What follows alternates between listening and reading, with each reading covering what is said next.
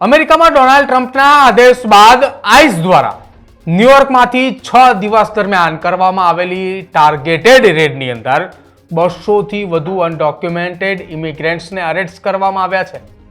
હવે તમને એમ થતું હશે કે આ ટાર્ગેટેડ રેડ્સ એટલે શું? આઈસ દ્વારા છેલ્લા કેટલાક સમયથી અમેરિકાના અલગ અલગ શહેરોની અંદર ટાર્ગેટેડ રેડ્સ કરવામાં આવી રહી છે, જેના અંતર્ગત અમેરિકાની એજન્સીઓ દ્વારા જે લોકોને છેલ્લા 6 મહિના કરતાં વધારે સમયથી ગોતી રહ્યા હોય એવા લોકો કે જે અનડોક્યુમેન્ટેડ છે તેમને ગોતવા માટે હવે આઈસ પણ મેદાને છે. એનબીસી ન્યુયોર્કના એક રિપોર્ટ અનુસાર અરેસ્ટ કરાયેલા લોકોમાં મોટા ભાગના ક્રિમિનલ્સ છે, જેમના પર ડ્રગ્સને લઈ મર્ડર અને ફાયર આર્મ સહિતના અનેક ગંભીર ચાર્જીસો લાગેલા છે. આ રેડ્સ એ ન્યુયોર્ક સિટી અને તેની આસપાસના વિસ્તારોમાં એપ્રિલ 6 થી લઈને એપ્રિલ 12ના ગાળામાં કરવામાં આવી હતી. આઈસના જણાવ્યા અનુસાર અરેસ્ટ કરાયેલા અડધો ડઝન લોકો ગંભીર આરોપોથી તેમની સામે અમેરિકાના અલગ અલગ પોલીસ અને અમેરિકાની અલગ અલગ એજન્સીઓએ તેમની સામે ગુનો દાખલ કરેલો છે. કેટલાક તો ગુનેગાર પણ સાબિત થઈ ચૂકેલા છે અને અમુક લોકો MS-13 ડિગુઆ અને 18 સ્ટ્રીટ ગેંગ્સના પણ મેમ્બર્સ છે. જે બે ગેંગના મેં નામ લીધા, આ બંને ગેંગ એ અમેરિકાની અંદર સૌથી વધુ ખતરનાક ગેંગ છે. ન્યુયોર્કના મેયરે આ કાર્યવાહીની સપોર્ટ કરતા જણાવ્યું હતું કે તેઓ કોઈ પણ પ્રકારના લો એન્ફોર્સમેન્ટને ટેકો આપશે. એડમ્સે એમ પણ કહ્યું કે આઈસ કોઈ ક્રિમિનલ ઓર્ગેનાઇઝેશન નથી અને પબ્લિક સેફટી માટે કરતી કોઈ પણ કાર્યવાહીને શહેરનું તંત્ર સપોર્ટ કરતું રહેશે. 1 અઠવાડિયા સુધી ચાલેલી આ રેડ્સમાં આઈસ સાથે FBI તેમજ ATF સહિતની ફેડરલ એજન્સી પણ જોડાઈ હતી. આઈસના એક્ટિંગ ડિરેક્ટર ડોડ લિયોન્સે આ કાર્યવાહી અંગે જણાવ્યું હતું કે લો એન્ફોર્સમેન્ટની ગતિવિધિને કારણે ન્યુયોર્ક આજે એક સુરક્ષિત શહેર બન્યું છે, કેમ કે 6 દિવસની અંદર 200 કરતાં વધુ એવા ક્રિમિનલ્સ કે જે છેલ્લા કેટલાક સમયથી અમેરિકાની અલગ અલગ એજન્સીઓથી ભાગતા ફરતા હતા અને જેમાં ડોનાલ્ડ ટ્રમ્પના એક આદેશ બાદ અમેરિકાની લગભગ 4 એજન્સીઓએ સાથે મળીને આ તમામ લોકોની ધરપકડ કરી છે.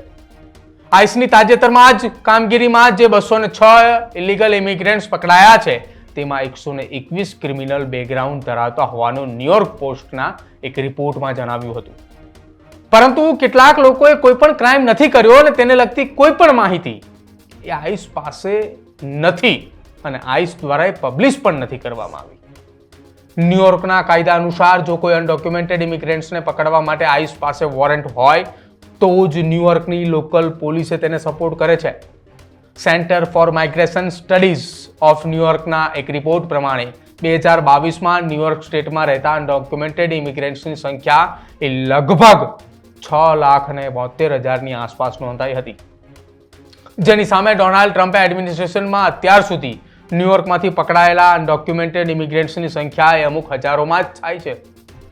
ટ્રમ્પે સત્તા ગ્રહણ કરતા જ સૌ પહેલા ન્યુયોર્કને ટાર્ગેટ બનાવ્યું હતું અને DHSના સેક્રેટરી ક્રિસ્ટી નોએમ પણ આઈસની રેડમાં એવા બની ઠનીને ફોટોશૂટ માટે એ ન્યુયોર્કના રસ્તા ઉપર નીકળી જતા હતા અને આઈસની રેડમાં સામેલ થતા હતા.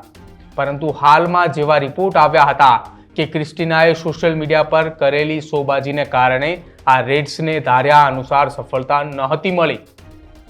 માર્ચ મહિનામાં આઈસ દ્વારા 24 થી 28 તારીખ દરમિયાન ન્યુયોર્કમાં મોટા પાયે જે કાર્યવાહી હાથ ધરાઈ હતી તેમાં માત્ર 133 ઇલીગલ ઇમિગ્રન્ટ્સ અરેસ્ટ થયા હતા અને તેમાંથી 20 લોકો ક્રિમિનલ બેકગ્રાઉન્ડ ધરાવતા હતા. ઉલ્લેખનીય છે કે હાલ ક્રિમિનલ એલિયન્સને પકડવા માટે આઈસ દ્વારા કરવામાં આવતી ટાર્ગેટેડ રેડ્સમાં જેમનું કોઈ ક્રિમિનલ બેકગ્રાઉન્ડ છે જ નહીં તેવા લોકો પણ મોટી સંખ્યામાં જેલ ભેગા થઈ ગયા છે. તાજેતરમાં જ કારમાં સવાર એક અનડોક્યુમેન્ટેડ ઇમિગ્રન્ટ્સને આઈસના એજન્ટ દ્વારા અટકાવાયો હતો, જેણે તુરંત જ પોતાના એજન્ટ્સને ફોન કરી અને કારનો દરવાજો લોક કરી અને ખોલવાનો ઇનકાર કર્યો હતો. પરંતુ આઈસના એજન્ટ્સો એ ડોનાલ્ડ ટ્રમ્પના સીધા આદેશને ધ્યાને લઈને કડક કાર્યવાહી કરતા કારનો કાચ તોડી નાખ્યો હતો.